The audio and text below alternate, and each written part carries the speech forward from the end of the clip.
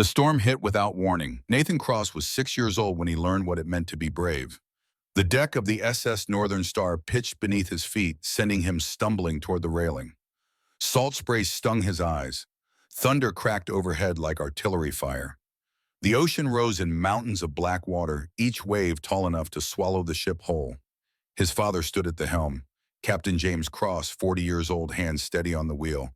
The wind tore at his coat. Rain hammered the windshield. But his grip never wavered. His eyes never left the horizon. Nathan clung to a support beam, trying not to cry, trying to be brave like his father. "Come here, son," James's voice cut through the storm. Nathan forced his legs to move. He crossed the pitching deck and stood beside his father at the wheel. "Look," James pointed through the rain. "You see that between the waves?" Nathan squinted. For just a moment, the clouds parted. A sliver of clear sky. A single star. "A captain never abandons his ship," James said. His hands never left the wheel. "Not in calm seas, not in storms. When everyone else runs, the captain stays. You understand?" Nathan nodded, though he didn't. "Not really, not then." "One day you'll understand," James said. "One day you'll have your own ship to protect, your own reason to stand firm when the world wants you to run." The wave hit then, 30 feet of ocean crashing over the bow.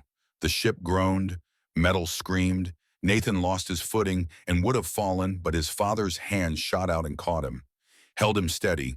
When the water cleared, they were still standing, still afloat. The storm raged on, but the ship held. And his father never let go of the wheel. The memory dissolved like morning fog. Nathan blinked. The storm was gone. The ship was gone.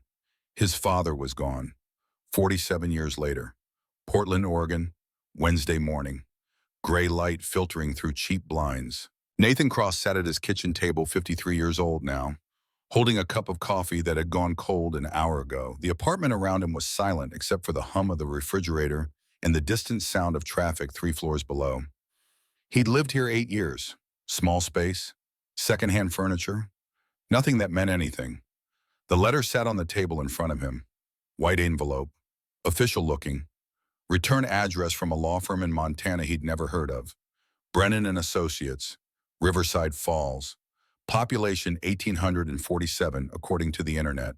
He'd opened it last night, read it twice, then sat staring at the wall until the sun came up. Captain James Cross, 78 years old, had died in his sleep on January 15th. 2 weeks ago. Nathan hadn't known. They hadn't spoken in 12 years. Not since the custody hearing. Not since the day Nathan lost Lily and his father stood silent at the back of the courtroom, then walked out without a word. The lawyer's letter was brief, professional, clinical. James had left Nathan something. Not money. The old man never had much of that. But property. 15 acres of land in Riverside Falls, Montana, and whatever structure existed on that land. The lawyer was vague about the structure. Just said Nathan needed to come in person to sign papers and take possession. Nathan's phone sat beside the letter. He'd already called his clients, told them he needed 2 weeks, maybe more. Most understood. He was a handyman, a fixer. When pipes burst or roofs leaked or electrical panels sparked, people called Nathan Cross. He showed up, did the work, moved on. It was simple, honest, enough to pay rent and put gas in the truck. But it wasn't a life. Not really. The photograph lay face down beside the coffee cup. Nathan picked it up, turned it over. Lily, at 4 years old, sitting on his shoulders at the park, laughing at something off camera. Claire had taken this photo, one of the last good days before everything fell apart. Lily would be 16 now, almost 17. Nathan hadn't seen her since she was 6. 10 years of supervised visits that lasted 3 months before Victoria Ashford, his mother-in-law, filed a motion claiming Nathan was disruptive, confusing the child. The visits stopped. The legal bills piled up. Nathan's lawyer said they could appeal, but it would take money Nathan didn't have. The Ashfords had bottomless resources. They could drag it out for years. So Nathan stopped fighting.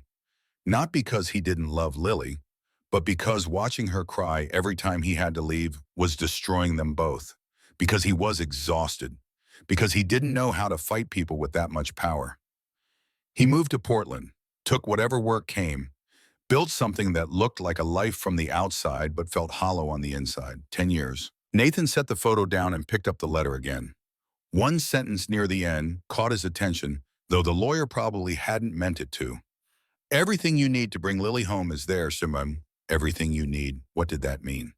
What could possibly be on 15 acres in rural Montana that would help him get his daughter back?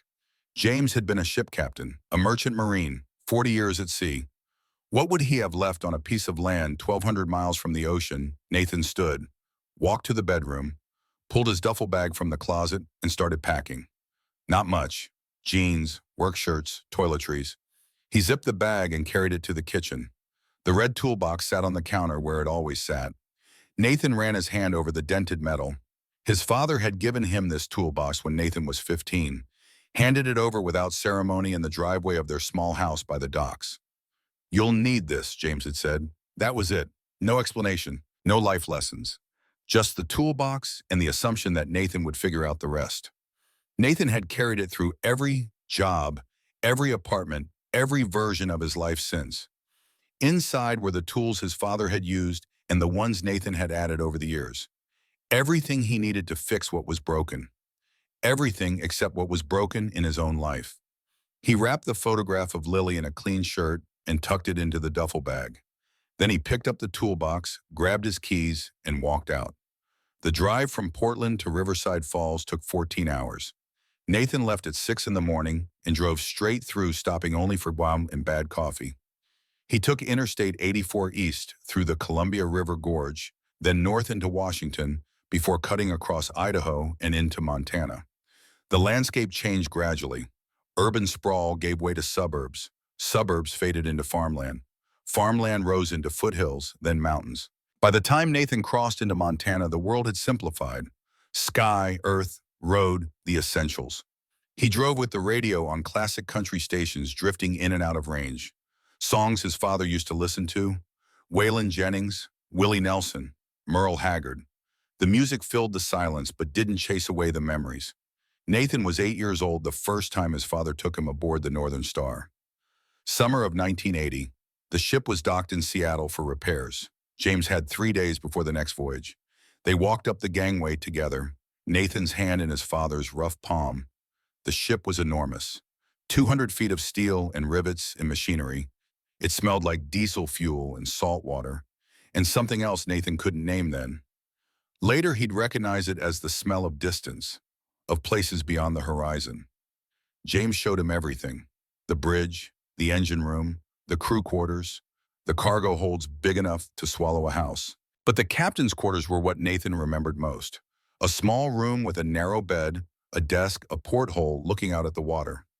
Simple, functional, everything in its place. "One day, this will be yours," James had said. He put his hand on Nathan's shoulder. "You'll be a captain, lead men, cross oceans, see the world." Nathan had believed him. Of course he had. He was 80 years old and his father was the most powerful man he knew, a man who commanded ships and conquered storms. The dream lasted 4 years. Nathan was 12 when his mother died. Cancer, 3 months from diagnosis to funeral. James was at sea when it started. He came home once during the treatment, stayed a week, then left again. He made it back in time for the service, stood silent at the grave, never cried, never showed anything. Nathan cried, at the funeral, at night in his room, in the shower where no one could hear. But his father's face remained stone. 3 days after the funeral, James returned to sea. Nathan lived with neighbors for the next 6 years. Good people who fed him and made sure he got to school. But they weren't family. His father would return every few months, stay for a week or two, then disappear again. They'd sit at the table and eat dinner in silence. James would ask about school. Nathan would give short answers. Neither knew how to bridge the distance between them. When Nathan turned 16, James gave him the red toolbox. "A man fixes what's broken in his life," James had said. "You'll need these, deity." That was the extent of the life lesson. No elaboration, no explanation. Just tools and an expectation. Nathan learned to use them. Got good at fixing things. Pipes, wiring, engines, anything mechanical made sense. Follow the system, find the problem, replace the broken part. Simple. He never became a captain. never went to sea. The dream his father had planted died with his mother buried in the same hole in the ground. Instead, Nathan became a handyman, a fixer of other people's problems. It wasn't what James had imagined, but it was honest work. It paid the bills. The truck's engine droned on. Miles blurred past. Nathan's eyes grew heavy. He pulled off at a rest stop in Idaho, parked in the back corner, and dozed for 20 minutes with the seat reclined. When he woke, the sun was setting. He bought coffee from a vending machine that tasted like motor oil and got back on the road. The memory came without warning. Nathan tried to push it away, but it surfaced anyway, sharp and clear. The custody hearing, November 21st, 2013. Suffolk County Courthouse, Boston. Nathan in a cheap suit he'd bought at Goodwill. Victoria and Harold Ashford in clothes that cost more than Nathan made in 6 months. The judge was William Barrett. Thin lips, cold eyes. A man who'd already made up his mind before the hearing started. Victoria's lawyer painted Nathan as negligent, unstable, unable to provide. They brought witnesses who said they'd seen Nathan yelling at Claire, that he'd been absent, that Claire had managed everything alone while Nathan worked whatever odd jobs he could find. One of those witnesses was Grace Mitchell, a neighbor from their old block. She testified that she'd seen Nathan and Claire fighting, heard raised voices, saw Nathan's temper. Nathan barely remembered the incident, some argument about bills, stress making both of them sharp. But in the courtroom it sounded like abuse.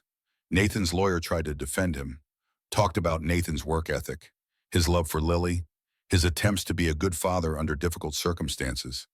But the words fell flat against Victoria's polished presentation. Judge Barrett listened to it all with the expression of a man who'd heard enough before anyone started talking. In the interest of the child's welfare, Barrett said, I'm granting custody to the maternal grandparents Richard and Victoria Ashford. Visitation for the father will be supervised pending further review. The gavel came down. Lily screamed. A bailiff had to hold Nathan back as they led his daughter out of the courtroom. James Cross had been there, sitting in the back row, silent. Nathan saw him as the room cleared.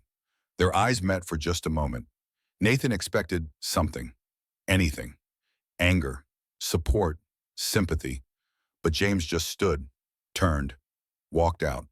Nathan didn't see him again for 8 months. By then, the supervised visits had been canceled, and Nathan had moved to Portland, as far from Boston as he could get without leaving the country. The last time they spoke was a phone call, January 8th, 2014. Why didn't you say something? Nathan had shouted into the phone. Why didn't you testify? Tell them about Victoria's threats, about how she'd been harassing Claire. It wouldn't have helped, James said. His voice was calm, measured, infuriating. They would have called me biased, an angry father defending his son. So you did nothing, silence on the line. You always do nothing, Nathan said. The words came hot and bitter. Like when Mom died, you just left. You're good at leaving and aren't you? More silence. I don't need you, Nathan said. Lily doesn't need you. Don't call again. Nathan, James's voice cracked just slightly. Just enough to be human. I love you, son. Nathan hung up. That was 12 years ago. James never called again, never wrote, never tried to make contact. And Nathan told himself he didn't care. Told himself he was better off without a father who only knew how to disappear. Now James was dead, and Nathan was driving through the dark toward a piece of property he'd never heard of, carrying a toolbox and a decade of regret. The sign appeared in his headlights just after midnight. Riverside Falls, Montana. Population 1847. Welcome. The town was exactly what Nathan expected.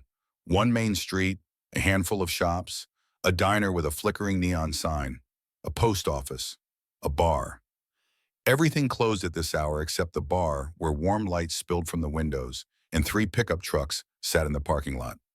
Nathan drove slowly through town, found a motel at the far end of the main drag. The Riverside Inn, 8 rooms, vacancy light glowing. He pulled in, parked, and sat for a moment looking at the building. This was it, the place his father had spent the last 15 years. Coming here, buying land, building or hiding something. Why here? Why this town in the middle of nowhere? Nathan grabbed his duffel bag and walked to the office. An older man sat behind the desk watching a small television. He looked up when Nathan entered. Help you, need a room. $50 a night. Checkouts at 11. Nathan paid cash for 3 nights. The man handed him a key attached to a wooden tag with a tarnished number 4. "You here for business or passing through?" the man asked. "Business." "What kind?" Nathan hesitated. "Inheritance from Biplanung." The man's expression changed. Not much, just a flicker of recognition. "You James Cross's boy?" The question hit Nathan harder than it should have. No one had called him that in 30 years. "I am." The man nodded slowly. "Thought so. You got the look of him. Your father was a good man, came through town regular, quiet, kept to himself, but decent." Nathan didn't know what to say to that. "Sorry for your loss," the man added. Nathan took the key and went to his room. Small, clean, bed, television, bathroom. He dropped the duffel bag on the bed and sat down. Exhaustion pulled at him. 14 hours of driving, the weight of memory, the uncertainty of what tomorrow would bring. He lay back without undressing, stared at the ceiling. Sleep seemed impossible, but it came anyway, dragging him under like a riptide. The Brennan and Associates law office opened at 8 in the morning. Nathan was there at 8:15. The building was old brick, 2 stories sandwiched between a hardware store and an insurance office. A bell chimed when Nathan pushed the door open. A woman in her 50s sat at the front desk. She looked up and smiled. "You must be Nathan Cross. Mr. Brennan's expecting you." She led him down a narrow hallway to an office at the back. Robert Brennan stood when Nathan entered. 70 years old, maybe older. Gray hair, kind eyes behind wire-rimmed glasses. He extended his hand. "Mr. Cross, thank you for coming." They shook. Brennan gestured to a chair and sat behind his desk. "I'm very sorry about your father," Brennan said. "He was a remarkable man." Nathan nodded but said nothing. Brennan opened a folder. "I'll keep this simple. Your father purchased 15.3 acres of land outside Riverside Falls in the fall of 2001. He paid cash. 2 years later, he had something moved onto the property. The land and everything on it now belongs to you. The deed is clear. No liens, no debts, just some property taxes which are current through the end of the year." "What's on the property?" Nathan asked. Brennan smiled. It was the smile of a man who'd been waiting for that question. "I think you need to see it for yourself. Words won't do it justice." He pulled a key ring from his desk drawer. 2 keys, 1 brass, 1 silver. He slid them across the desk along with a hand-drawn map. "The property's about 5 miles northwest of town. The road's rough but passable. Your father asked me to give you this when you arrived." Brennan handed Nathan a sealed envelope. Nathan took it, felt the weight. Something inside besides paper. "Is there anything else I need to know?" Nathan asked. Brennan hesitated. "Your father came to Riverside Falls 3 or 4 times a year. Always stayed a week, sometimes longer. He kept to himself mostly, but people here respected him. He had a way about him. Steady, reliable. The kind of man you could count on." The description stung. Nathan had never thought of his father that way. But maybe that was the problem. Maybe Nathan had only ever seen what was missing instead of what was there. Nathan stood, shook Brennan's hand again. "Thank you." "One more thing," Brennan said. "Your father left instructions. If anything happened to him, I was to tell you something." "What?" "He said, don't judge what you find, judge what I did with it." Nathan turned that over in his mind, didn't understand it. But he nodded and left. The map led Nathan out of town and onto a 2-lane county road that curved through farmland and stands of pine. After 3 miles, he turned onto a dirt track barely wide enough for the truck. Grass grew high in the center. Branches scraped the sides. The land rose gradually. Nathan could see mountains in the distance, still capped with snow. Despite the late winter thaw, the air was cold and clean and smelled like pine sap. The track ended at a clearing. Nathan stopped the truck and sat for a long moment, hands on the wheel staring through the windshield. His father's ship sat in the middle of 15 acres of Montana grassland. The SS Northern Star, 200 feet of rusted steel, tilted slightly to one side, listing as if caught in a frozen wave. The hull was streaked with orange and brown decay. Vegetation had grown up around it, weeds and wild grass creeping toward the waterline like the earth was trying to reclaim what didn't belong. Nathan got out of the truck slowly. His legs felt unsteady, The ship loomed ahead of him, impossible and real at the same time. A ghost made solid. A memory pulled from the ocean and planted here 1,200 miles from the nearest sea. He walked toward it. Up close, the scale was overwhelming. The hull rose 30 feet above him. Windows were cracked or missing. The deck was littered with debris. A makeshift gangway had been rigged up, weathered planks leading to a gap in the hull. Nathan climbed aboard. The deck creaked under his weight. He tested each step. The wood was solid despite its appearance. Someone had maintained this. Recently. His father. James had maintained this. Nathan found the door to the captain's quarters. It opened with a push. The interior was dark but dry. He waited for his eyes to adjust. The room looked exactly as he remembered from childhood. The narrow bed, the desk, the porthole looking out. But everything was cleaner now, organized with military precision. Books lined the shelves in alphabetical order. Charts rolled and stored in tubes. The desk clear except for one item. A white envelope with his name written in his father's blocky handwriting. Nathan picked it up. His hands shook slightly. He broke the seal and pulled out a single sheet of paper and a small brass key. The letter was brief. Nathan, everything you need is here. I'm sorry I couldn't do more when it mattered, but I never stopped trying. The truth is in the ship. Find it. Use it. Make things right. Dad. Nathan read it 3 times. The truth. What truth about what? He pocketed the brass key and set the letter on the desk. Then he sat down in his father's chair and looked around the cabin. This was where James had spent his time. Not just when the ship was at sea, but here, in Montana, coming back year after year to this landlocked vessel in the middle of nowhere. Why Nathan stood and began searching methodically. The desk drawers first. Top drawer held pens, pencils, a ruler, standard. The second held papers, receipts, insurance documents, nothing significant. The third drawer was locked. Nathan tried the brass key from the envelope. It didn't fit. He studied the lock. Old tumbler mechanism. Simple. He went back to the truck and retrieved the red toolbox. Inside, beneath the wrenches and screwdrivers, were the lock picks he'd learned to use as a teenager. A tension wrench and a rake pick.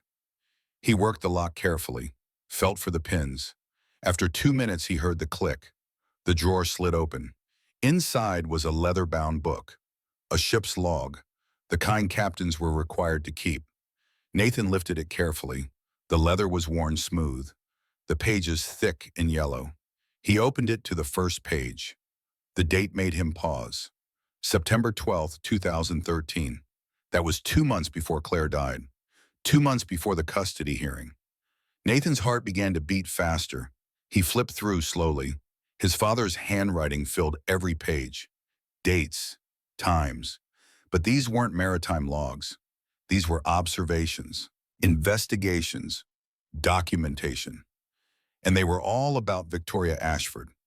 Nathan sat back down, began reading from the beginning. The entries were methodical, detailed, clinical.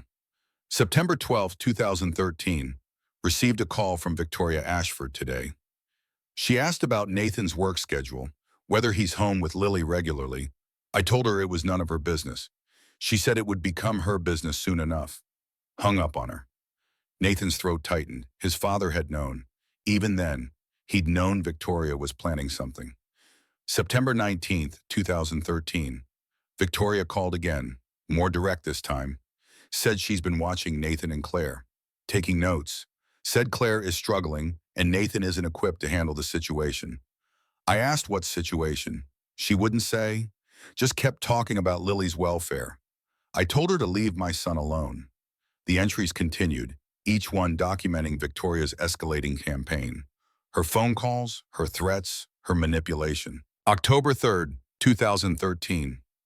Claire called me, first time in months. She sounded scared, said her mother has been showing up unannounced, bringing doctors, insisting Claire needs help. Claire says she feels fine most days, just tired.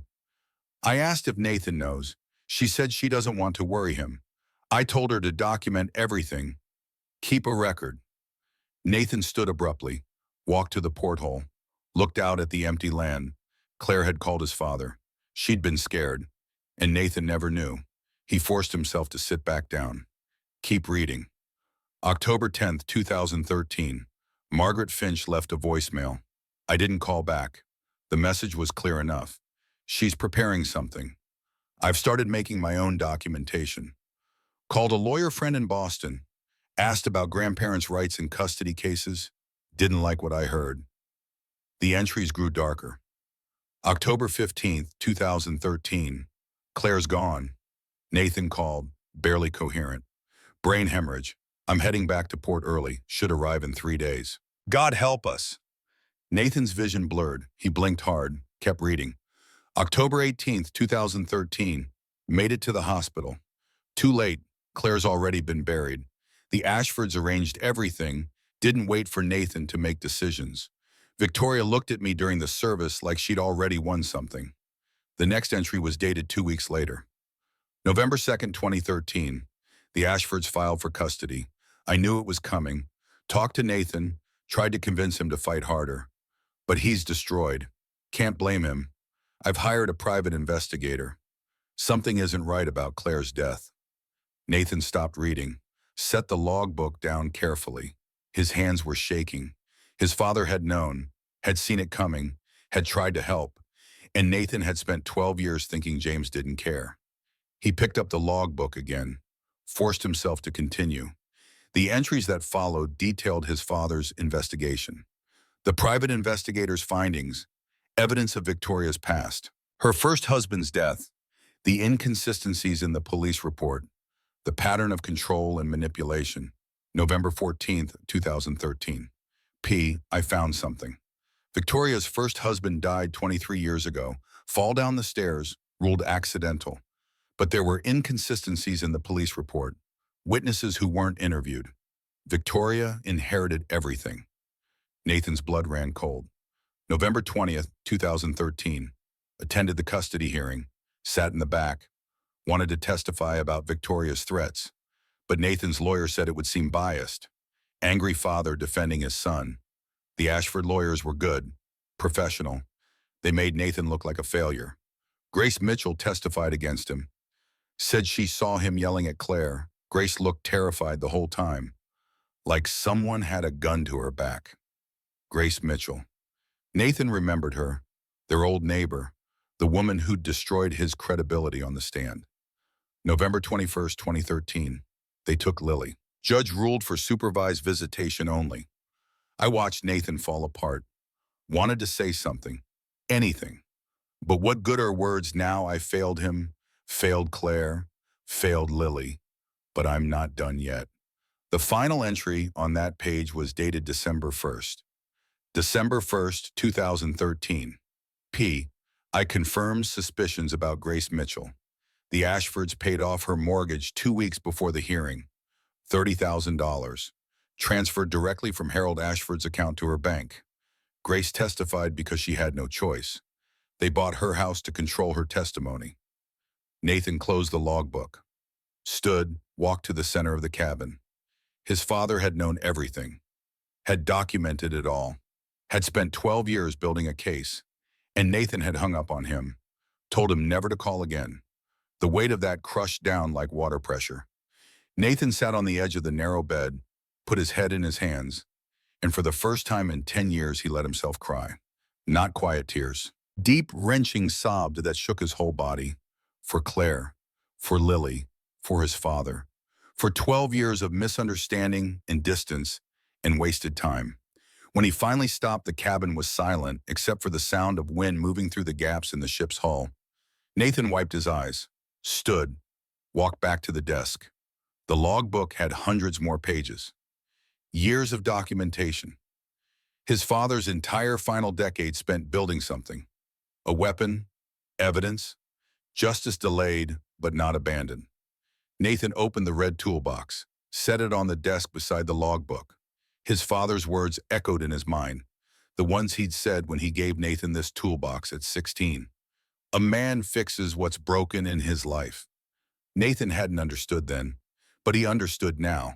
Some things couldn't be fixed with wrenches and screwdrivers.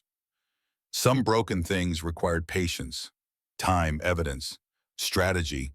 His father had given him tools, not just metal ones, but something bigger. something that had taken 15 years to build. Nathan picked up the logbook again, began reading where he'd left off. Entry after entry, his father's quiet, methodical war against the people who'd destroyed Nathan's life. Outside, the sun climbed toward noon. The ship creaked and settled, and Nathan Cross, 53 years old, sat in his dead father's chair and learned that love sometimes looks like silence. That fighting doesn't always mean making noise.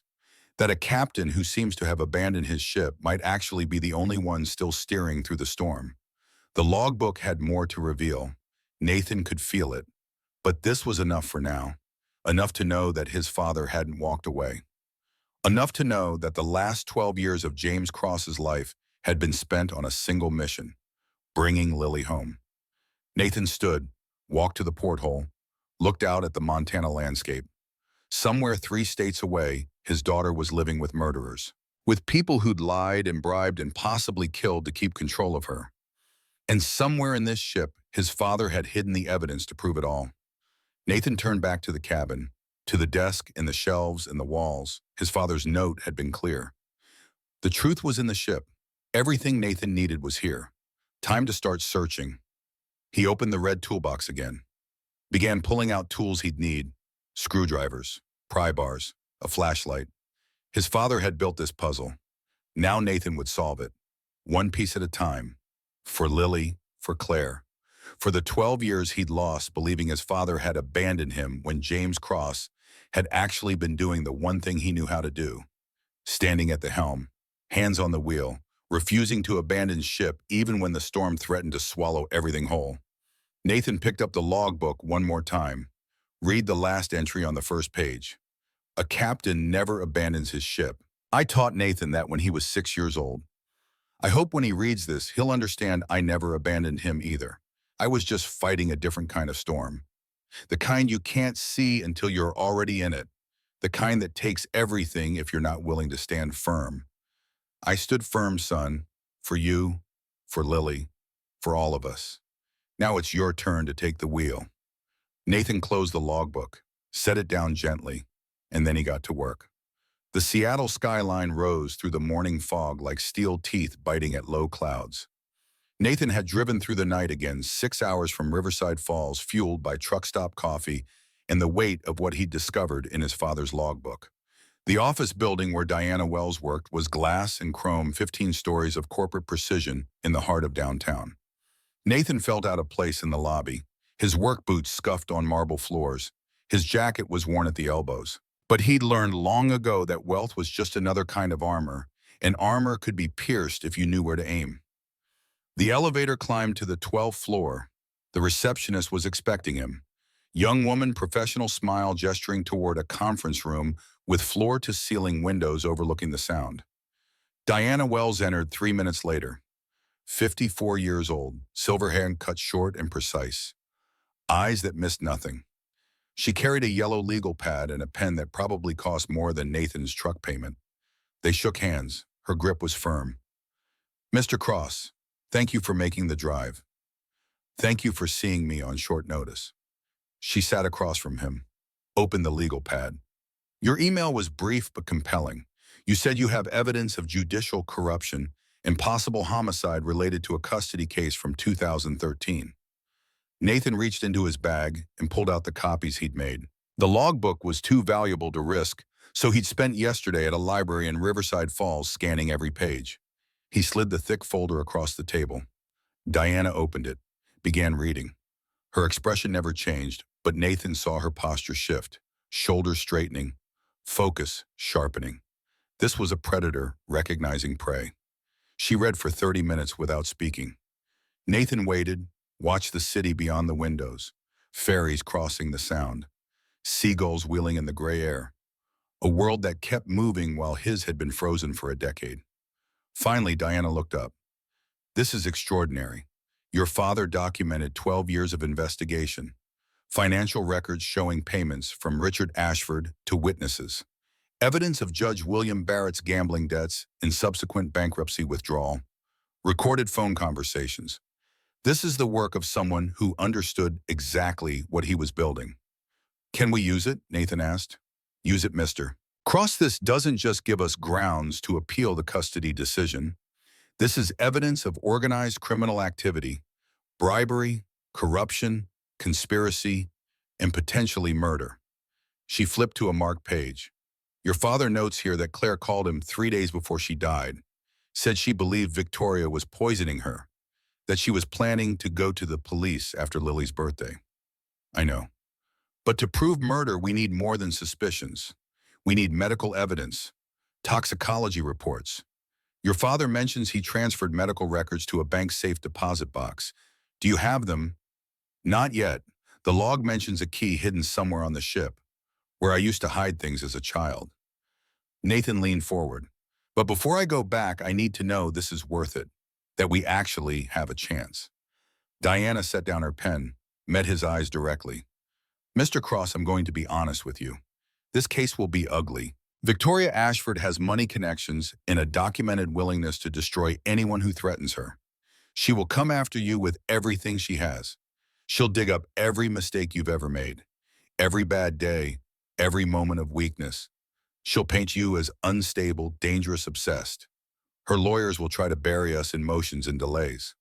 I don't care. Let me finish. Beyond the legal battle, there's a personal cost.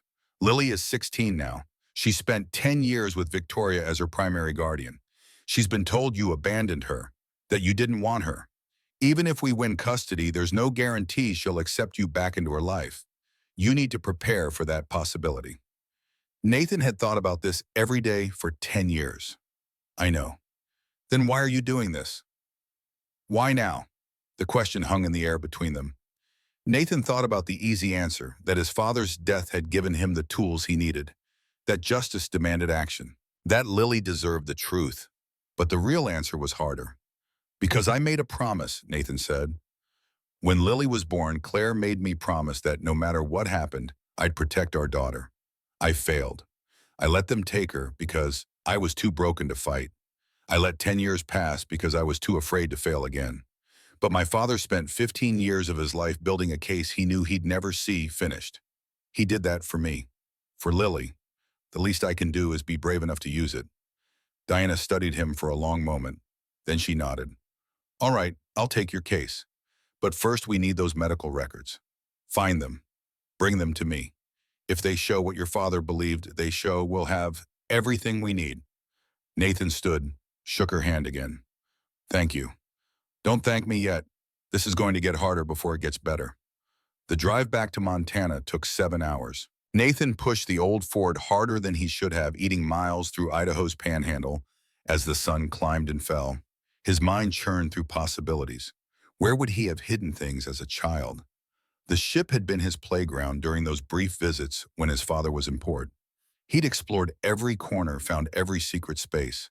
The galley, the anchor chain locker, the cargo holds, the navigation room with its big brass wheel. The wheel. Nathan's hands tightened on the steering wheel of his truck. When he was 10, he'd discovered that the spokes of the ship's wheel were hollow, perfect for hiding small treasures. Notes, coins, once a watch he'd found on the dock that probably belonged to one of the crew. If his father wanted to hide something where Nathan would think to look, that's where it would be. He reached Riverside Falls after dark, drove straight past the motel, past the turnoff to town onto the dirt track leading to the property. The ship rose against the stars like a beached whale. Nathan parked and grabbed his flashlight. The navigation room was below deck forward of the captain's quarters. Nathan made his way carefully through the dark corridors, testing each step. The beam of his flashlight cut through shadows, illuminating rust and decay and ghosts. The navigation room was smaller than he remembered, but the wheel was still there, mounted on its pedestal in the center. Nathan approached it slowly, ran his hand over the brass. It was cold and tarnished, but solid. He shone the light into one of the hollow spokes, saw something inside, reached in carefully. His fingers closed on paper. An envelope, wrapped in plastic to protect it from moisture. Nathan pulled it out, unwrapped the plastic. Inside were photographs, Polaroids, dated and labeled in his father's handwriting. The first showed Victoria and Harold Ashford sitting at a restaurant table with a man in an expensive suit. Nathan recognized him immediately. Judge William Barrett. The date on the photo was 4 months before the custody hearing. The second showed the same three people at what looked like a private club, drinks in hand, laughing, 2 months before the hearing. The third showed just Victoria and the judge, close together, his hand on her arm, familiar, intimate, 1 month before the hearing. Nathan went through them all, 12 photographs documenting a relationship that should not have existed. A judge who would rule on a case involving someone he met with regularly, someone who clearly had influence over him. At the bottom of the envelope was a note in his father's handwriting. Private investigator took these over 6 months. Barrett and Victoria have been connected for years. He owes her money. Borrowed it to cover gambling debts. She owns him. That's why you lost Lily. The fix was in from the start. Nathan sat back against the bulkhead. The photograph spread around him. This was it. This was the smoking gun, proof that Judge Barrett was compromised, that the custody hearing had been rigged. But his father's note mentioned medical records too. Those were still missing. Nathan stood, kept searching. The galley was next. According to the logbook his father had written, that he'd hidden documents under the floorboards near the stove. The galley was in worse shape than the navigation room. Water damage had warped some of the wood. But Nathan found the section his father had described. He used a pry bar from the red toolbox and worked carefully, not wanting to damage anything. The board came up easier than expected. Underneath, wrapped in oilcloth, was a small wooden box. Nathan's hands trembled as he lifted it out, set it on the counter, unwrapped the cloth. Inside were letters, old, folded carefully, the paper yellowed. He opened the first one and saw Claire's handwriting. His breath caught. Dear James, I know we haven't always been close, but I need to talk to someone, and Nathan can't know yet. He has enough to worry about. Nathan had to stop, blink hard, force himself to keep reading. My parents have been visiting more often, Mom especially. She brings doctors, insists I need examinations, says I'm not well. But James, I feel fine most days, just tired. Weldon works so hard and I don't want him to think I'm complaining. Mom says I'm being stubborn, that I don't recognize how sick I am. But I think she's the one who's sick, sick with control. She wants Lily away from us. I can see it in how she talks, how she looks at me, like I'm failing at being her daughter and Lily deserves better. I don't know what to do. I'm documenting everything like you said, writing down dates times what she says. Just in case something happens and Nathan needs proof. I love him so much, James. I wish you two were closer. He needs his father, especially now. Love, Claire. Nathan set the letter down, pressed his palms against his eyes. Claire had been afraid, had felt her mother closing in, and she tried to protect him by keeping quiet. There were more letters, each one revealing more. Claire writing about feeling watched, about finding Victoria in their house when they weren't home, about conversations where her mother would hint at taking Lily somewhere safe. Claire describing symptoms, nausea, headaches, confusion that came and went without explanation. The last letter was dated 3 days before Claire died. James, I'm scared. I think Mom has been putting something in my food. I know it sounds crazy, but the symptoms only happen after I eat at their house. I'm going to the police after Lily's birthday. I have to wait until then. If I do it now, Mom will find a way to take Lily during the investigation. Please don't tell Nathan yet. I need to handle this carefully. If anything happens to me, make sure he knows I loved him. And make sure Lily knows too. Nathan folded the letter carefully, his vision blurred. Claire had known. She'd figured it out. And she died 2 days before she planned to go to the police. At the bottom of the box was one more item, a small velvet pouch. Nathan opened it and a ring fell into his palm. Sarah's wedding ring, simple gold band, worn smooth from years of wear. He closed his fist around it and sat there on the galley floor, surrounded by evidence of a crime no one had investigated, holding the ring of a woman who died trying to protect their daughter. The night passed slowly. Nathan read every letter twice, photographed everything with his phone, then carefully repacked the box and hid it back under the floorboards. He couldn't risk anyone finding this.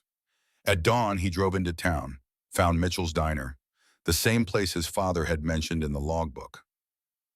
Where Grace Mitchell worked, the diner was exactly what Nathan expected. Red vinyl booths, counter with chrome stools, smell of coffee and bacon. An older woman stood behind the counter, pouring coffee for a man in overalls. She looked up when Nathan entered. Recognition flickered across her face. Then something more complicated. Fear, maybe, or shame. "Sit anywhere," she said. Nathan took a booth by the window. Grace brought him coffee without asking. Up close, she was probably in her early 60s. Gray-streaked hair pulled back. Tired eyes that had seen too many years. "You're Frank Parr's son," she said. Not a question. Nathan nodded. "I am." "Thought so. You look like him. I'm Grace Mitchell. I own this place." The name hit Nathan like cold water. Grace Mitchell, the woman who testified against him in court, who said she'd seen him yelling at Claire, made him sound dangerous. Grace saw the recognition on his face and winced. Yeah, that Grace Mitchell. Nathan didn't know what to say. "I'll give you a minute with the menu," Grace said and walked away. Nathan stared at the menu without seeing it. Around him, the diner buzzed with quiet morning conversation. Normal people living normal lives while his stayed frozen in the past. Grace returned a few minutes later. "Know what you want? Eggs and toast, coffee's fine." She wrote it down, hesitated, then said quietly, "Your father was a good man. He came in here a lot the last few years, always sat in that booth right there." She nodded toward the corner. "We talk sometimes. He told me about you." Nathan looked up at her. "What did he tell you?" "That you'd been dealt a bad hand, that he was trying to make it right." Grace glanced around the diner, checking if anyone was listening.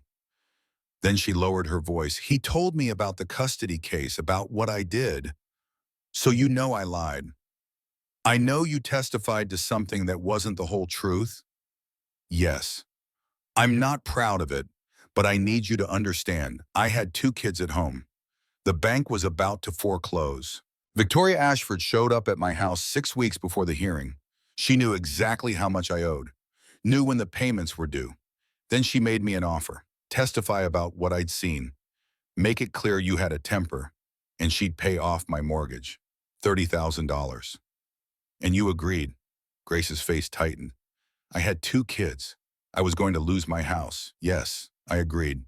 She looked at him directly. "I'm not asking for forgiveness. I'm not asking for anything. But that's the truth. Victoria Ashford bought my testimony, and I let her because I was desperate." Nathan felt anger rising in his chest, but under it was something else. Understanding, maybe. Grace had been trapped same as him.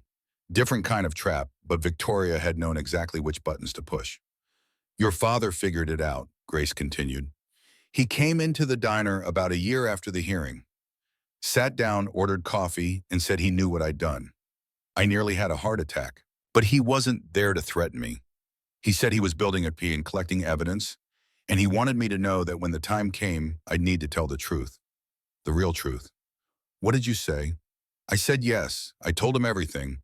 The meeting with Victoria, the money, all of it. He recorded the conversation. I signed an affidavit. It's somewhere in that ship of his, I'm guessing." Nathan nodded slowly. "It is. I found the financial records. The payment from Harold Ashford's account to your bank." Grace pulled out a chair and sat across from him. "After your father asked me to document everything, I started paying attention. The Ashfords own property here, a vacation house about 15 miles outside town. They visit twice a year, always in summer and winter. I started keeping track of who they meet with, what they talk about in the diner when they think nobody's listening."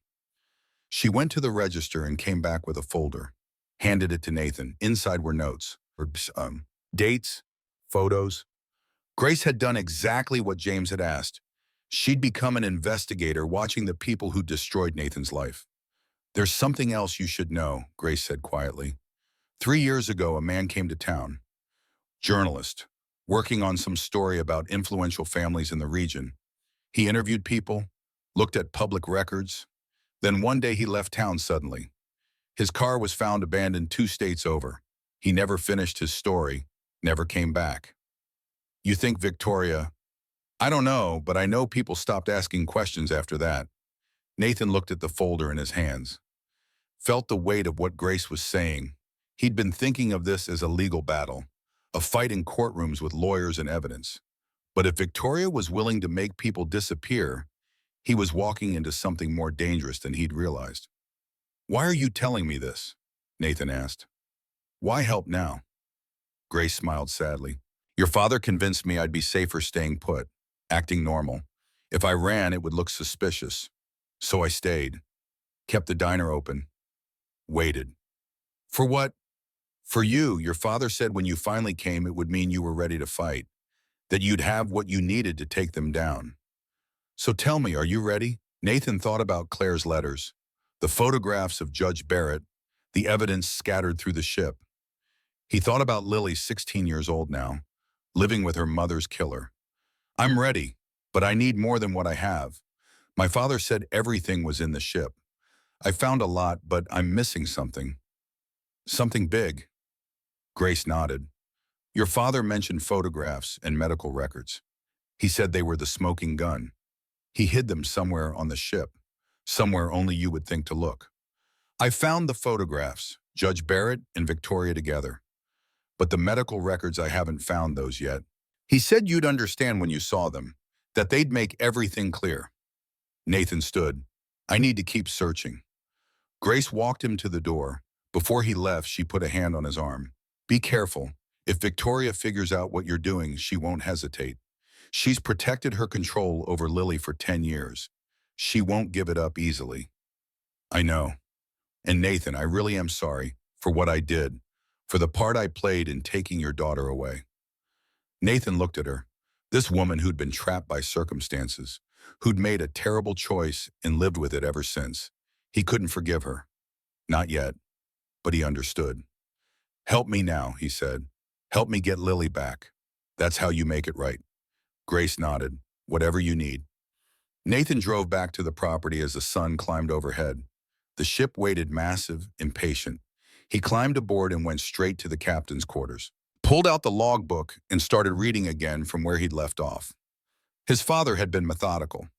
Each entry detailed another piece of the puzzle: witness statements, financial transactions, phone recordings.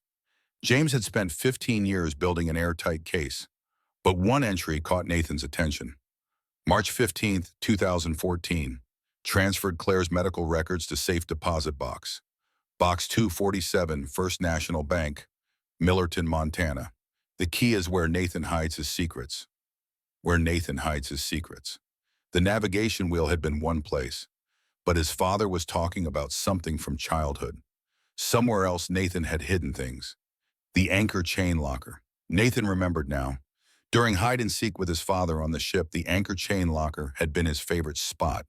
Dark, cramped, perfect for hiding. James would always pretend he couldn't find Nathan there, even though he obviously knew. Nathan made his way below deck to the forward hold, found the access panel to the anchor chain locker. It took 20 minutes of work with the pry bar to get it open. The space beyond was exactly as he remembered: small, dark, musty. He squeezed inside and shone his flashlight around. The chain brackets were still mounted on the walls, but the chains themselves were long gone. He ran his hands along the walls, feeling for anything unusual. There, a panel painted over but slightly raised. He worked it free with a screwdriver from the toolbox. Behind it was a small metal box. Inside, wrapped in oilcloth, was a key and a note. Box 247. This is the proof that seals it. Claire's medical records from the weeks before her death. Tests she ordered privately without Victoria knowing. The toxicology results came back after Claire died. Arsenic levels that should have been investigated immediately.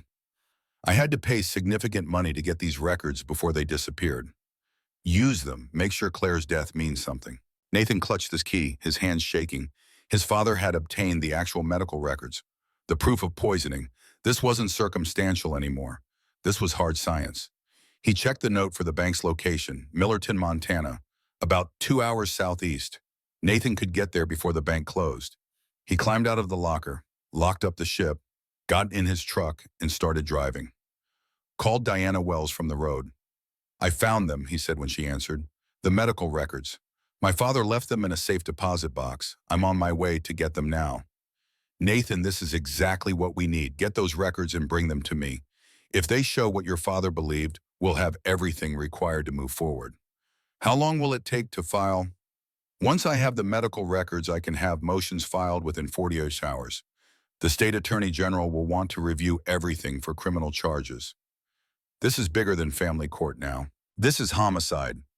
Nathan ended the call and drove faster. The landscape blurred past. Mountains, forests, small towns that looked identical. His mind churned through possibilities and scenarios. What would happen when Victoria found out? Would she run? Would she fight? Would Lily believe him? That was the question that haunted him most. Lily had spent 10 years with Victoria, 10 years being told that Nathan abandoned her, that he didn't want her. Even if Nathan proved Victoria was a murderer, would Lily see him as a father or as a stranger trying to destroy the only family she knew? Millerton was smaller than Riverside Falls. One main street, a bank, a general store, a post office. Nathan parked in front of First National Bank and went inside. The clerk was helpful and efficient. Checked Nathan's ID, verified his name against the safe deposit box records. Led him to the vault. Box 247 was small. The clerk used the bank's key. Nathan used the key from the ship. The box opened. Inside was a thick manila envelope. Nathan carried it to a private room. His heart hammering. He opened it carefully. Medical records, dozens of pages, lab tests ordered by Claire's doctor in the weeks before her death. Blood work, urinalysis, comprehensive metabolic panels. Notes from multiple appointments where Claire described her symptoms. Fatigue, nausea, confusion, muscle weakness. And at the bottom, a toxicology report dated 3 days after Claire's death. Elevated arsenic levels detected, 2.4 milligrams per liter. Normal range 0.02 milligrams per liter. Levels consistent with chronic exposure. Recommend immediate investigation for poisoning. Signed, Dr. Patricia Wong, Chief Toxicologist. The report was stamped official, with a note clipped to it. This report was sent to the medical examiner's office as required. However, ME ruled death as natural causes hemorrhage before toxicology results were reviewed. When I called to follow up, I was told the case was closed and further investigation was not warranted. I maintained the original results in case they were ever needed. Nathan read it 3 times. Claire had been poisoned. The lab caught it. The report went to the medical examiner, and then someone made it disappear. Someone paid off the medical examiner, or scared him off. Otherwise, he would have reopened the case immediately. There was more in the envelope. Pages from Claire's personal journal. Notes she'd made about feeling sick after eating at her parents' house. Photographs she'd taken of medications in Victoria's bathroom. Pills Claire didn't recognize. And at the very bottom, a letter Claire had written but never sent, addressed to Nathan. My love, if you're reading this, something happened to me. I need you to know it wasn't an accident. My mother has been poisoning me. I know how it sounds, but I have proof. I've been documenting everything, running tests. The results are hidden with James. He'll make sure you get them. Please, if I die, make sure Lily is safe. Don't let my mother near her. Victoria isn't well. She can't let go. Can't let me be independent. She'd rather kill me than lose control. I'm so sorry I didn't tell you sooner. I thought I could handle it alone. I was wrong. I love you. Protect our daughter. Nathan's vision blurred. He sat in the small bank room holding his dead wife's final words and understood exactly what his father had spent 15 years doing. Building a case that couldn't be ignored, couldn't be buried, couldn't be dismissed as the ravings of a desperate father. James Cross had collected irrefutable proof that Victoria Ashford murdered her own daughter to maintain control over her granddaughter.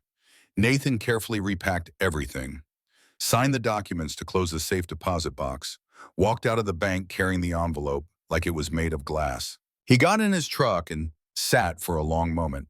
Then he called Diana Wells. I have them, he said.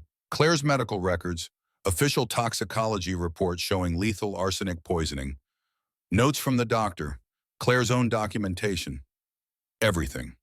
Diana was quiet for 3 seconds. Then, Nathan, this is it. This is what we needed. Bring them to me immediately. Don't stop. Don't talk to anyone. Just drive straight here. I'm 8 hours away. Then start driving.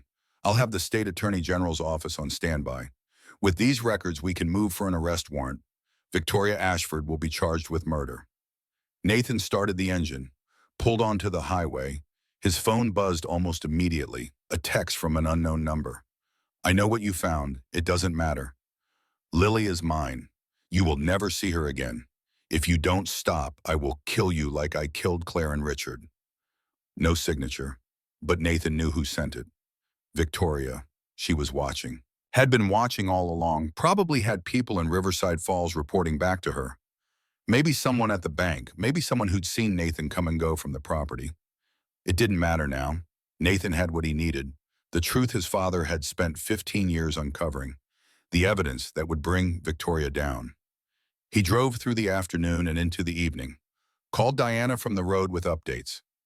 She had everything ready. The Attorney General's office in Massachusetts had reviewed the preliminary information Diana sent. They were preparing arrest warrants. How long until they move? Nathan asked. 24 hours after I deliver the medical records. They need to verify authenticity, run their own analysis. But Nathan, this is happening. Victoria Ashford will be arrested for first-degree murder. What about Lily? Child Protective Services will take her into temporary custody during the investigation.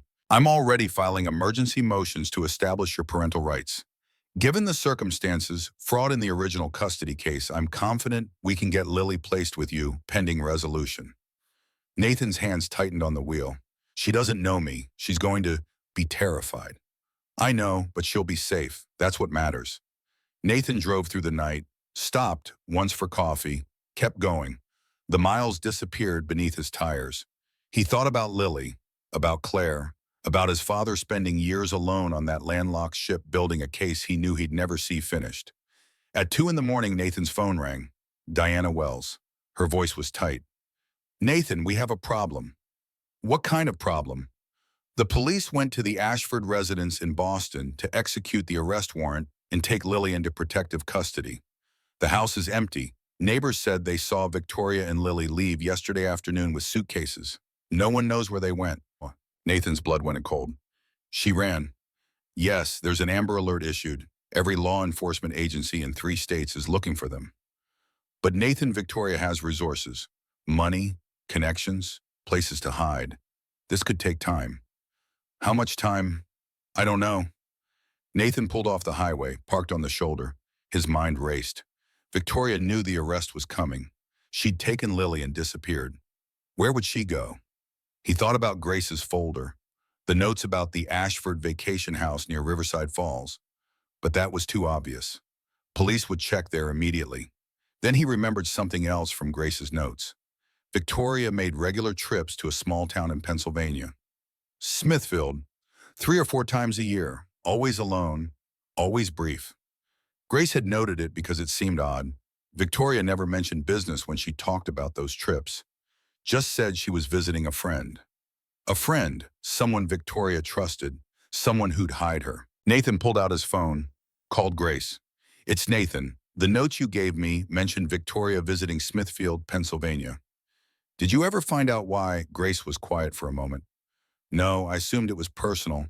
She'd go there for a day or two. Never talked about it. Do you know who she visited? No, but it was regular, same time every year, like clockwork. Nathan pulled up a map on his phone. Smithfield, Pennsylvania. Population just under 1,000. Rural, isolated, the kind of place where you could hide someone. That's where she is, Nathan said. I'm going there. Nathan, you should let the police handle this. The police are searching everywhere. They don't know about Smithfield. I do. This is my only advantage. He ended the call, typed the address into his GPS, 1,800 miles, 27 hours of driving. He could be there by tomorrow evening if he drove straight through.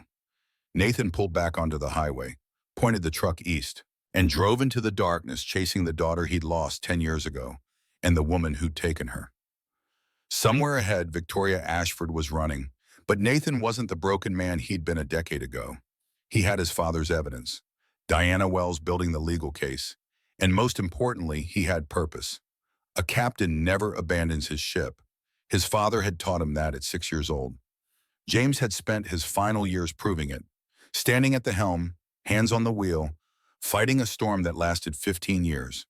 Now it was Nathan's turn. Time to bring his daughter home. The Pennsylvania mountains rose dark against the pre-dawn sky. Nathan had driven through 2 nights and a day, stopping only for gas and coffee that tasted like burnt rubber. His eyes burned, his back ached, but the exhaustion didn't matter. Nothing mattered except the small town appearing now through the windshield as the sun broke over the eastern ridges. Smithfield, Pennsylvania. Population 973, according to the faded sign at the town limit. One main street, a handful of houses scattered among the hills. The kind of place where everyone knew everyone and strangers were noticed immediately. Grace sat in the passenger seat. She'd insisted on coming when Nathan called from the Ohio border. Said he needed someone watching his back. Said she owed him that much. They'd met at a truck stop outside Pittsburgh, and she'd transferred her bag to his truck without a word. The silence between them was heavy, but not hostile. Two people bound together by guilt and purpose. Nathan drove slowly through town. Everything was closed at this hour, not even a gas station open yet. But he was looking for something specific. Grace had described it from Victoria's rare comments over the years. A white house with a wraparound porch, set back from the road, trees on 3 sides. They found it at the southern edge of town. White paint peeling, porch sagging slightly.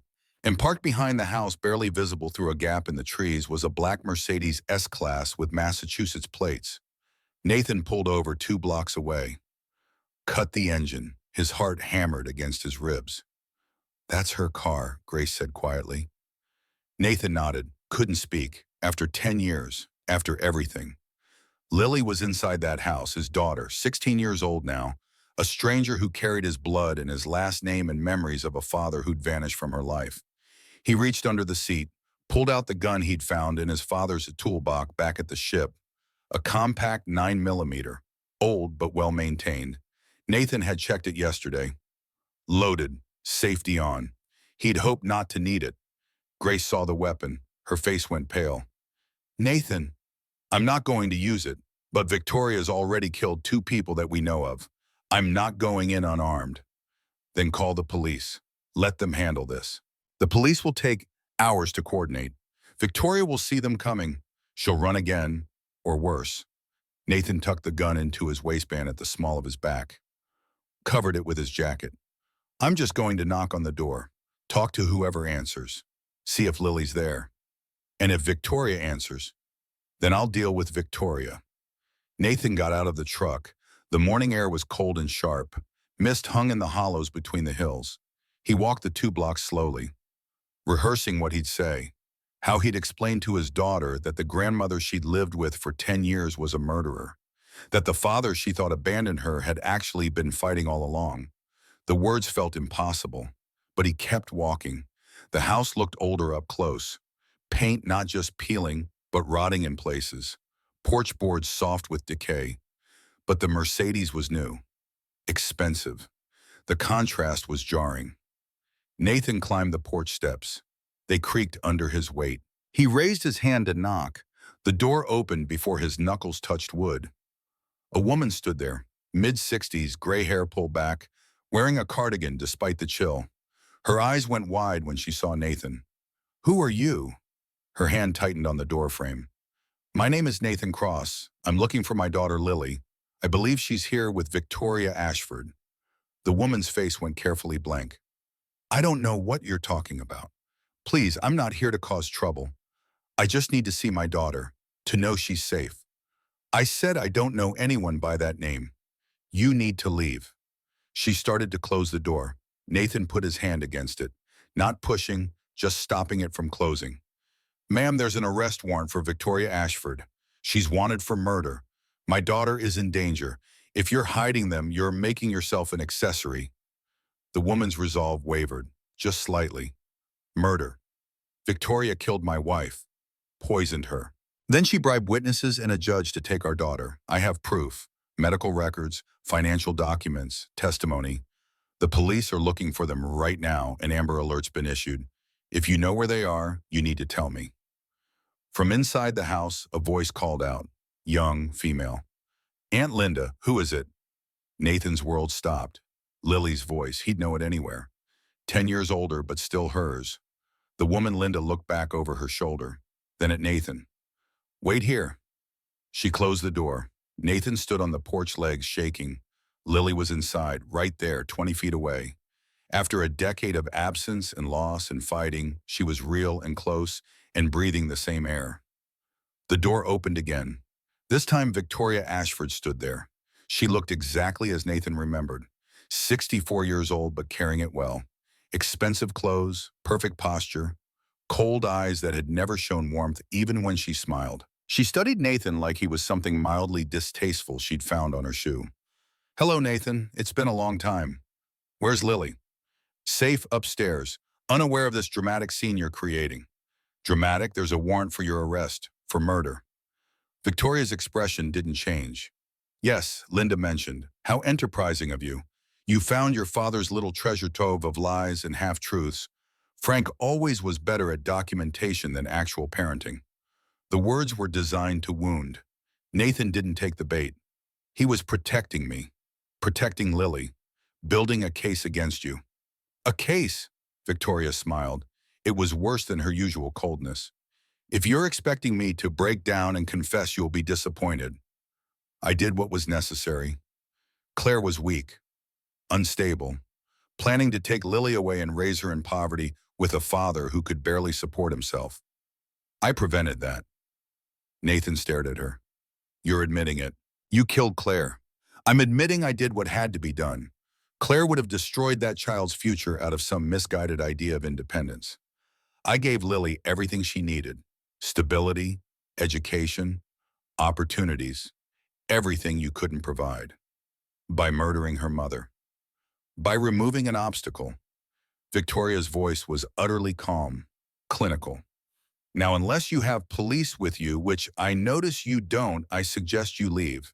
Lily is happy. She's safe.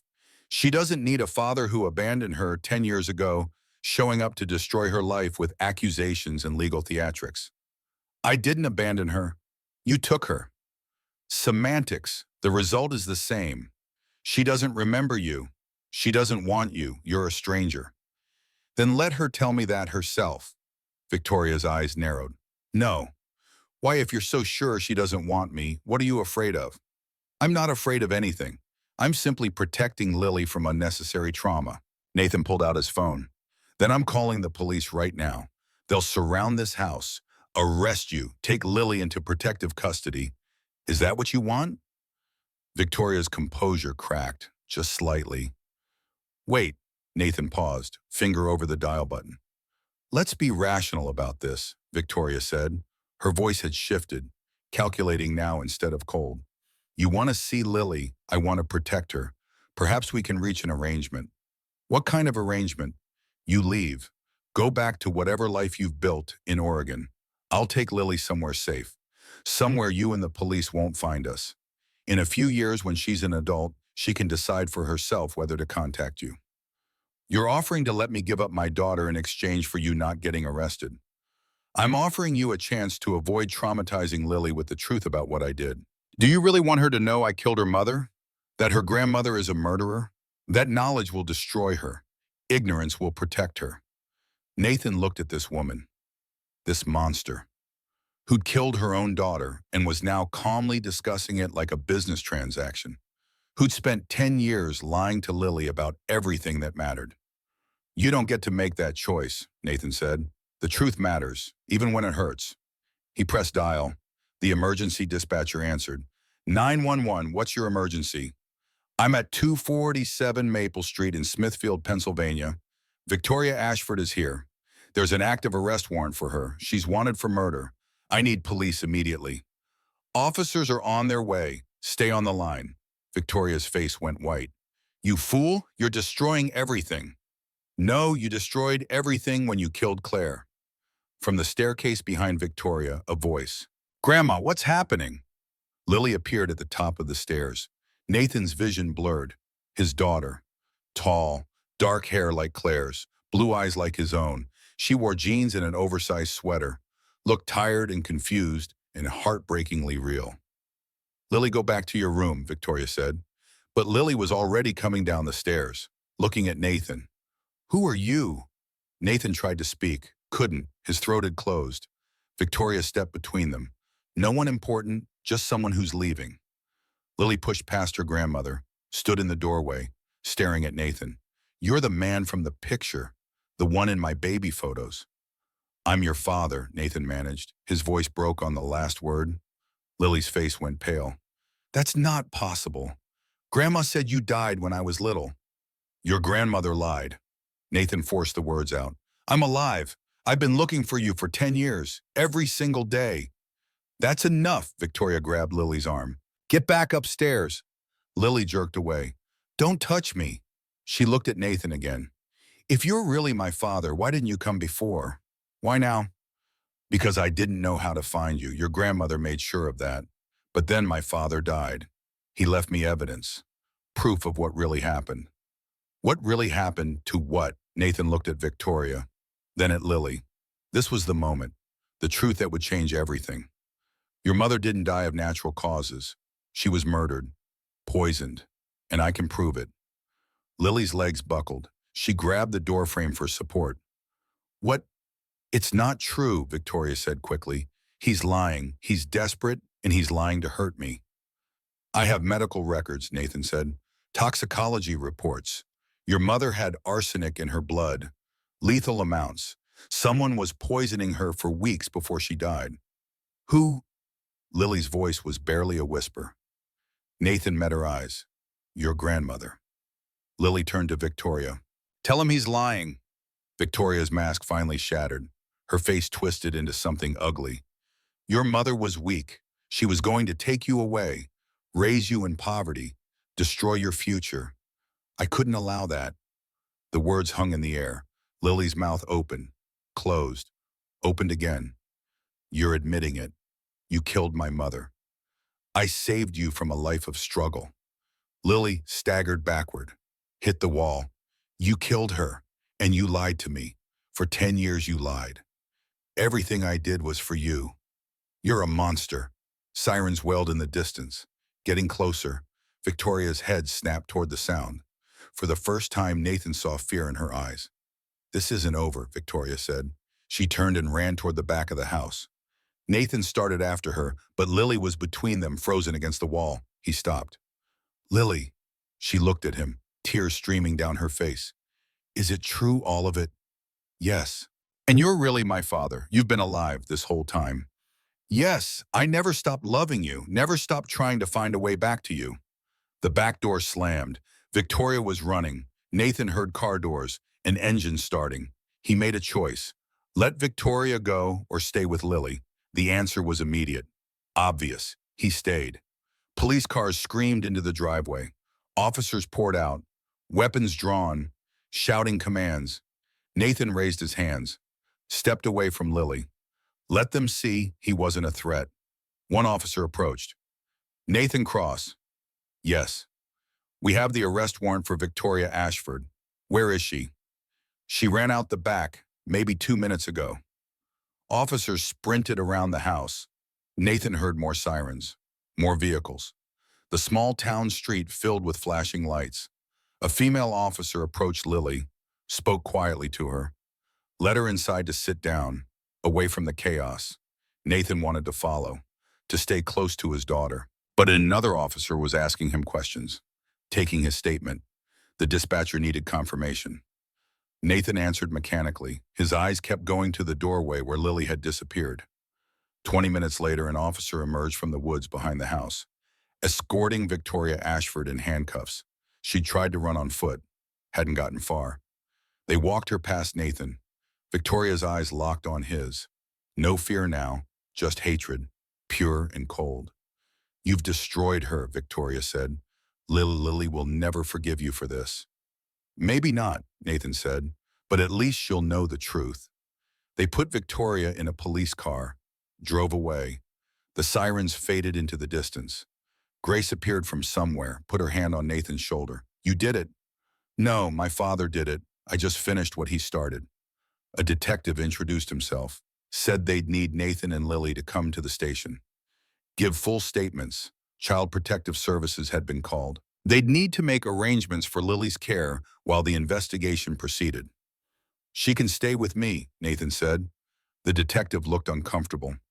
Mr. Cross, I understand you're her biological father, but you haven't had custody in 10 years. We'll need to follow protocols. I have a lawyer, Diana Wells. She's been preparing emergency custody motions. You can contact her. Nathan rattled off Diana's number. The detective wrote it down, made a call, spoke quietly, finally nodded. Okay, your lawyer's coordinating with the court. Given the circumstances and the fraud in the original custody case, they're willing to place Lily with you temporarily. But you'll need to stay local. Daily check-ins. No leaving the state. I understand. They brought Lily out. She looked small, lost. A social worker walked beside her, speaking in low tones. When Lily saw Nathan, she stopped. Do I have to go with you? She asked. The question hurt more than Nathan expected. No. If you don't want to, they'll find somewhere else. A foster home or a group facility. But I'd like you to stay with me, if you're willing. Lily looked at the social worker, the police, Grace, finally back at Nathan. I don't know you. I know. Grandma said you didn't want me, that you moved away and started a new life. She lied. I wanted you every day, but they took you and I didn't know how to get you back. Not until my father gave me the tools. Your father, my grandfather. Yes, he died 2 weeks ago, but before he did, he spent 15 years collecting evidence, building a case, making sure that when the time came, I'd have everything I needed to bring you home. Lily's face crumpled. I never met him. I know, he wanted to, but Victoria wouldn't allow it. She controlled everything. Lily wrapped her arms around herself. I don't know what to believe anymore. Everything I thought was real is just lies. Not everything. Your mother loved you. That was real. I loved you. That's still real. And somewhere, somehow, your grandfather loved you enough to spend the last years of his life fighting for you, even though he knew he'd never meet you.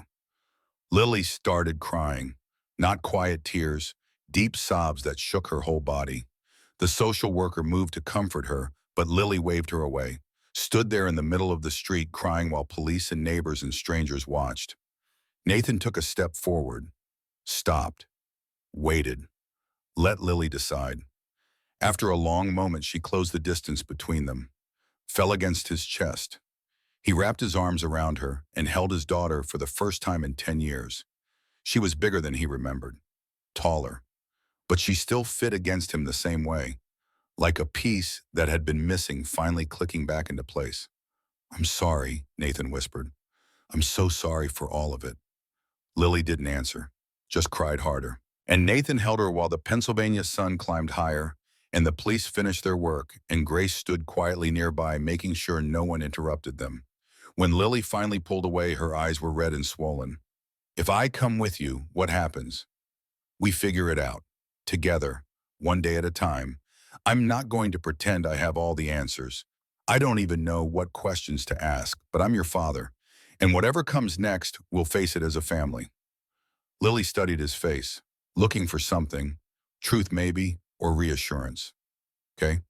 Okay. I'll try, but I can't promise anything. I'm angry and confused, and I don't know how to process any of this. That's fair. The detective cleared his throat. We still need to go to the station. Get statements from both of you. The district attorney is going to want detailed testimony for the murder charges. They rode to the station in separate cars, Nathan with Grace, Lily with the social worker. The building was small, old brick. They were led to different interview rooms. Nathan spent 3 hours going through everything. The custody hearing, his father's investigation, the evidence he'd found, Claire's letters, the medical records, the photographs of Judge Barrett and Victoria together. The detective recorded it all, took notes, asked clarifying questions. Finally, he leaned back. Mr. Cross, this is one of the most comprehensive evidence collections I've seen in 20 years. Your father did remarkable work. He was a remarkable man. We'll need the original documents. Everything you found on the ship. My lawyer has copies. The originals are in a safe location. She'll coordinate with you. The detective nodded. The district attorney will review everything. But based on what you've told me and the medical records I've seen, I expect Victoria Ashford will be charged with first-degree murder. She'll also face charges for the custody fraud, bribery, conspiracy. She's looking at life in prison. Good. They let Nathan go. Grace was waiting in the lobby. Lily sat in a corner with the social worker. When she saw Nathan, she stood. "Can we leave?" she asked. "Yes, we'll need to find a place to stay. I'll call Diana. Make sure everything's arranged." They walked out into the afternoon light. Lily stopped on the sidewalk. "Where do you live when you're not here?" "Portland, Oregon. I have a small apartment. Nothing fancy. I work as a handyman." "What about school? I'm supposed to be in 11th grade." "We'll figure that out. Maybe you can transfer to a school in Portland. Or if you wanted to stay on the East Coast, we'll work something out." Lily looked overwhelmed. "This is all happening so fast." "I know, but we don't have to solve everything today. Let's just find a hotel, get some rest. Take it slow." They found a motel on the edge of town, 2 rooms side by side. Nathan paid for a week, gave Lily her key. She went into her room and closed the door without a word. Grace touched Nathan's arm. "Give her time. She's processing a lot." "I know, I just wish I could make it easier." "You can't. Some pain has to be felt before it can heal." That night, Nathan lay in the motel bed staring at the ceiling. He could hear movement from Lily's room through the thin walls. The television turning on and off. Water running. Footsteps. His phone rang. Diana Wells. "I heard from the Pennsylvania DA," she said. "They're charging Victoria with murder one. The medical evidence is ironclad. Your father's documentation sealed it. There's no way she walks away from this." "What about custody?" "The Massachusetts court has agreed to expedited hearings. Given the fraud in the original case and Victoria's arrest, they're prepared to restore your full parental rights. We just need to make it official." Nathan exhaled. "How long?" "2 weeks, maybe less." "But Nathan, even with legal custody, you're looking at a long road. Lily's been with Victoria for 10 years. The psychological impact of learning your guardian murdered your mother is enormous. She's going to need therapy, support, patience." "I know. Do you, because this isn't like getting a possession back. Lily's a person, a teenager with her own thoughts and feelings and trauma. She might not want to be your daughter anymore. You need to be prepared for that." "She's all I have left, Diana." "I understand. Just remember that healing takes time. Don't expect instant results." They ended the call. Nathan lay back down, tried to sleep, couldn't. Around midnight, he heard a knock on the connecting door between the rooms. He got up and opened it. Lily stood there in sweatpants and a t-shirt, eyes red from crying. "I can't sleep," she said. "Me neither. Can I ask you something?" "Anything. Do you have pictures of my mom, of me when I was little?" Nathan's throat tightened. "One, just one. I'll show you." He went to his bag, pulled out the photograph he'd carried for 10 years. Lily at 4 years old sitting on his shoulders at the park laughing. He handed it to her. She stared at it, touched the image gently. "I don't remember this." "Your mom took it. One of the last good days before everything fell apart." "Tell me about her. About my mom. Not what Grandma told me. The truth." Nathan gestured to the bed. They sat side by side. And for the next 2 hours, Nathan told Lily about Claire, how they met, how she laughed, how she sang off key, how she made pancakes every Sunday and always burned the first batch, how she'd cried with joy when Lily was born. Lily listened, asked questions, cried again, but quieter this time, processing instead of drowning. When Nathan finished, Lily was quiet for a long moment. Then she said, "I don't remember you, I'm sorry. I know I should, but I don't. You were 6, it's okay. Grandma used to show me pictures sometimes. Said you were a bad person who hurt my mom. But in the pictures, you looked happy. I always wondered about that. We were happy for a while before your mom got sick, before Victoria started her campaign. Why did she do it? Why kill her own daughter?" Nathan had thought about this for weeks. Because Victoria needed control more than she needed love. Your mom was pulling away, trying to be independent, take you somewhere Victoria couldn't reach. That was unacceptable to her, so she eliminated the threat. "That's sick." "Yes." Lily stood. "I should go back to my room. Try to sleep." "Okay." At the door, she paused. "Can I ask one more thing?" "Of course. Did you really look for me for 10 years?" Nathan met her eyes. Every single day. You're my daughter. I never stopped loving you, even when I thought I'd never see you again. Lily nodded, didn't say anything. Went back to her room and closed the door. Nathan sat alone in the silence. It wasn't much. One conversation, a few hours of honesty, but it was a start, the first step on a very long road. His phone buzzed, a text from Grace. How is she processing? It's going to take time. You have time now, that's what matters. Nathan looked at the photograph Lily had handed back to him. 4-year-old Lily laughing on his shoulders. 10 years ago, a different life, a different world. But maybe with work and patience and grace, they could build something new from the ashes of what was lost. His father had spent 15 years building the foundation, collecting evidence piece by piece, fighting a silent war against an enemy who seemed untouchable. James Cross had died before seeing the victory, but he'd made the victory possible. Nathan picked up his phone, opened a new message, typed carefully. Thank you, Dad, for everything, for not giving up even when I did, for standing at the helm when the storm was worst. I understand now what you were teaching me. A captain never abandons his ship. You never abandoned me. I won't abandon Lily. I promise. He didn't send it. There was no one to send it to. But somehow it felt important to write the words, to acknowledge what his father had done. Nathan deleted the message, turned off the light, lay back down. Through the wall, he could hear Lily's television, some late-night talk show, the sound of normal life continuing. He closed his eyes and let the exhaustion finally pull him under. Tomorrow would bring new challenges, court hearings, therapy sessions, the slow work of rebuilding trust. But tonight, for the first time in 10 years, Nathan Cross fell asleep knowing his daughter was safe, knowing the truth was finally in the light, knowing that justice, though delayed, had arrived. Victoria Ashford would spend the rest of her life in prison. Judge Barrett would face his own charges. Grace Mitchell would testify and help undo the damage she'd been forced to create. And somewhere in Montana, a ship sat in the middle of a field, a monument to one man's stubborn refusal to give up, a testament to the power of patience and evidence in love that looked like silence but was actually the loudest kind of fighting. Captain James Cross had taken his last voyage, but the wake he left behind was strong enough to carry his son and granddaughter home. Nathan slept, and for the first time in a decade, he didn't dream of drowning. He dreamed of standing at a ship's wheel, hands steady, eyes on the horizon, the storm raging around him, but the course true and the destination clear.